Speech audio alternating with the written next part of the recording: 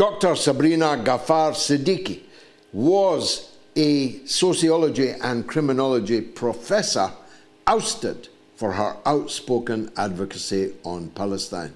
This is the kind of new McCarthyism that we have had to become wearily familiar with in the United States, in Canada, in Australia, and certainly in the United Kingdom. Dr. Sabreena, thank you for joining us. Please, for those not familiar with your case, explain to us what happened. Hi, firstly, thank you so much for having me. I'm very thrilled to be here. In a nutshell, I mean, my story is not very different from others who have experienced the same kind of repression or, unfair dismissal because of their Palestine advocacy. I just spoke too much, shared too much. I was very active on social media. The interesting thing here, though, is that I have always been a very outspoken public academic. I've always been a public sociologist. In fact, I was hired because of that public advocacy. So, once I was glorified and there were articles written about me, about, how brave and bold I am. But then, as we have seen in other places, the Palestine exception jumped in. And as soon as I started to speak up about Palestine, I became a nuisance. Now, unlike other universities and colleges where they may have like some kind of, financial ties to Israel, with my college, I don't believe that, that was the main driving force for ousting me. I think there were two reasons. One, I became a nuisance because there were just too many complaints coming in. And once a complaint landed in the president's office directly, I was apparently bringing too much negative attention and too much kind of buzz to the college that they didn't want. And the other thing, I think the other reason why I was kicked out was that, I was behaving like a, quote unquote, uppity, racialized Muslim woman.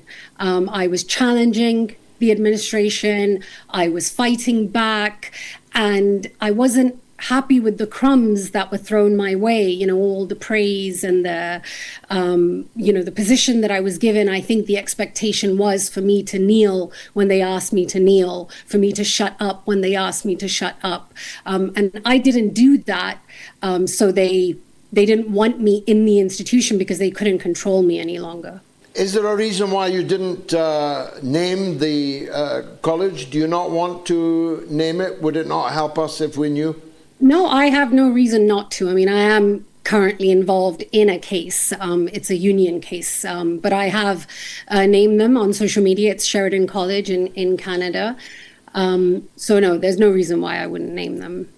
I'm asking because some of these American I saw an incredible story where I think it was $100 million or more had been set aside for students at Harvard University who'd been upset by the pro-Palestinian agitation on the campus. So here you are, sacked from your job, whilst people who are supporters of the genocide against which you were protesting are being fantastically lavishly rewarded as compensation.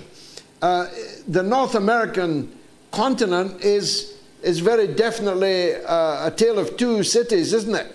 Yeah, absolutely. And I think this is a good time to maybe kind of explain the role of academics and intellectuals kind of, on the public stage and in the world. We often get told that we are, we sit in ivory towers, we speak amongst ourselves, and that is true. But there are some of us who, are public sociologists, and we take that knowledge and we translate it into the community. And I think, the empire colonizes white supremacists. And, historically, we've seen this with, in other colonial spaces, the first injury is of writers, journalists, academics, because they hold a very powerful position.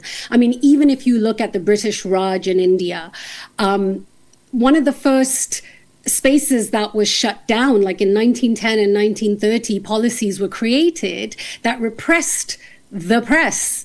And journalists and writers were seen as very dangerous because they created a rebellion of sorts, and a psychological rebellion is, in my opinion, not just the foundation of physical rebellions, but it is more powerful even than a physical rebellion. You have people who are turning on the system. And, one of the moments that for me were the most profound in the work that I do, it was very soon after I had been let go of my job. I was feeling very demoralized as an academic, and I sat down on my desk and I was like, okay, I'm going to write an article. I'm going to finish this article and get it published in a reputable journal. That way I can continue feeling like validated as an academic. And on that day, this thought came to my mind and I decided to tweet it. And that tweet within 24 hours had 9 million views. And the article that I may have written, probably wouldn't have been published for 18 months to 2 years. By the time these articles get published, people have moved on. The story is not center anymore, right? So for me, that was a very powerful moment that made me realize that the role of an academic is not just to sit in these ivory towers and to print in these, what is knowledge production? And this for me was decolonizing pedagogy. It was a moment for me to advocate for academics to kind of come out of those spaces and go into these public spaces, which are scary. I get a lot of hate, I get lots of negative attention as well, but the access that people have to my writing and, the knowledge that I'm sharing is far greater online. For sure, it's a revolutionary tool, no doubt, warts and all.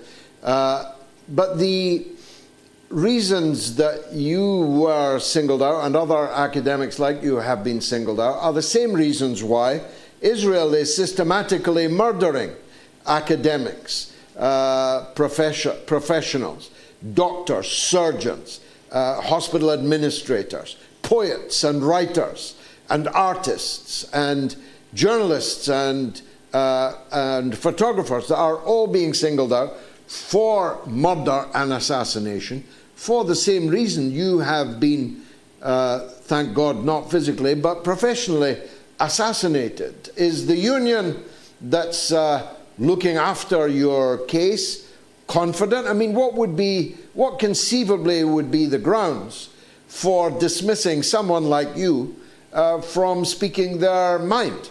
So what's really interesting is that, they couldn't actually accuse me of anti-Semitism because in no way, shape or form has my work been anti-Semitic.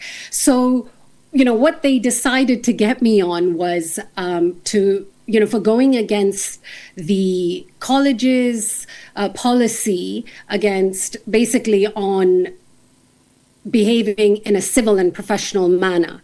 So I was told that my tweets were not civil and professional, and that goes against college policy and protocol. So, this has been happening to a lot of people. It's not exactly they know that they can't get you for anti-Semitism, so they make up another thing. They over-surveil you, and they try to malign you and your character and your work in other ways, and in many ways to blacklist you. And the thing is that, I have been on these databases, Canary Mission, which started off, as a database for academics and students. And now it includes journalists, it includes, people from all walks of life. And we've been told that the Canary Mission is what is being used for ICE detention, for ICE, they used the Canary Mission to basically criminalize people and take people in.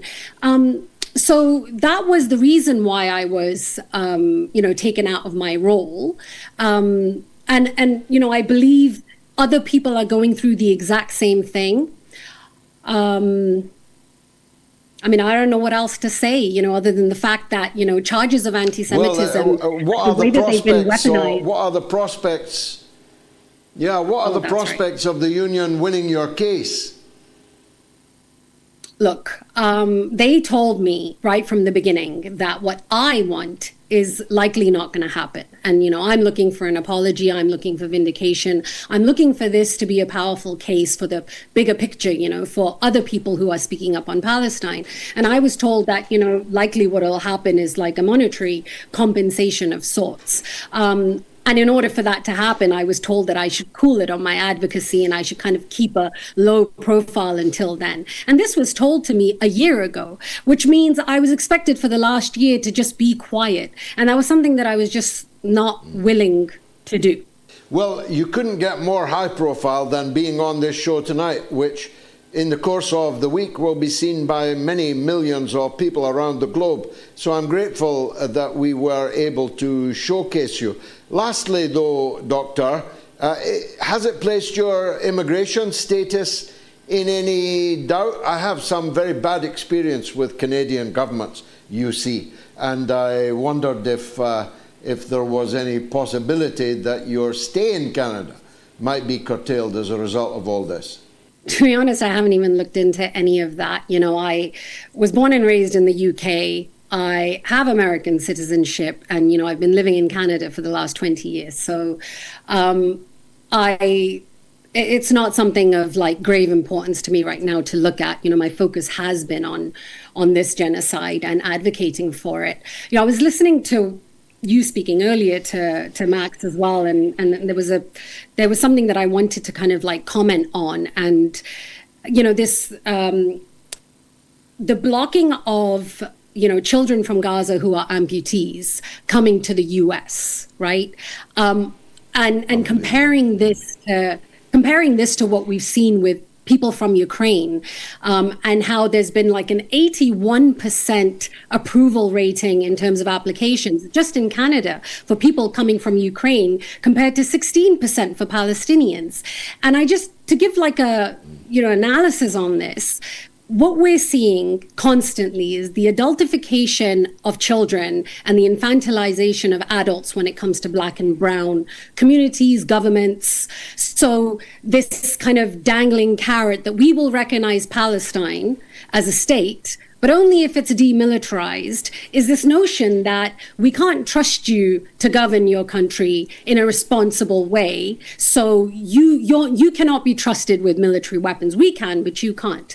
And then the adultification of children in the sense that, these children are seen as threats, as terrorists. And I don't know, George, if you've seen this video that's been going viral, I saw it yesterday, of this 2006 video of an Iraqi boy speaking to an American soldier. And in this video, he's asking this American soldier, why did you kill my father? Why did the Americans kill my father?